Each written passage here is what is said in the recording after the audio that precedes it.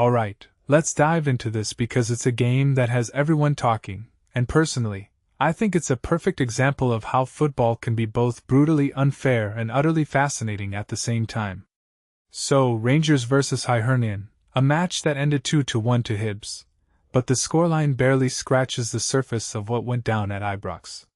What makes this really interesting is that it was Derek McInnes' first home game as Rangers manager, and let's just say it didn't go according to plan. In my opinion, this game was a masterclass in how small moments can completely shift the narrative of a match. First off, the VAR penalty decision in the 12th minute, a call that, from my perspective, was incredibly soft. I mean, Josh Campbell buried the spot kick, but the foul itself? It's one of those moments where you have to wonder if VAR is helping or just complicating things. What many people don't realize is that these marginal calls can completely alter a team's momentum. Rangers, despite having 25 shots, found themselves chasing the game from the start. If you take a step back and think about it, that's a staggering number of attempts, yet they only managed to equalize in the 85th minute through an own goal. This raises a deeper question. Is it a case of poor finishing, or was Hibs' defense just that good? Now, let's talk about the late winner from Callum Wright. A deflected shot in injury time. Talk about a gut punch for Rangers. What this really suggests is that sometimes, football is just cruel. Rangers were pushing for the win, and Hibs capitalized on a counter-attack.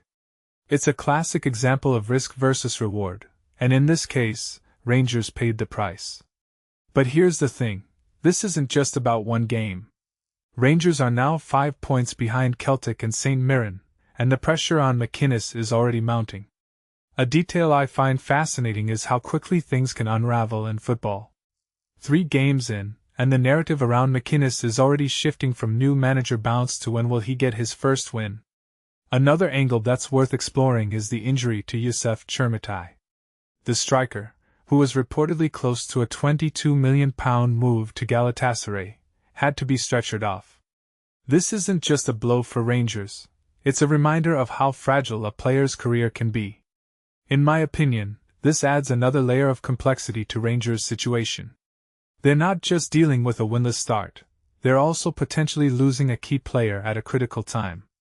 What makes this really interesting is how it ties into the broader trend of clubs relying heavily on individual talents.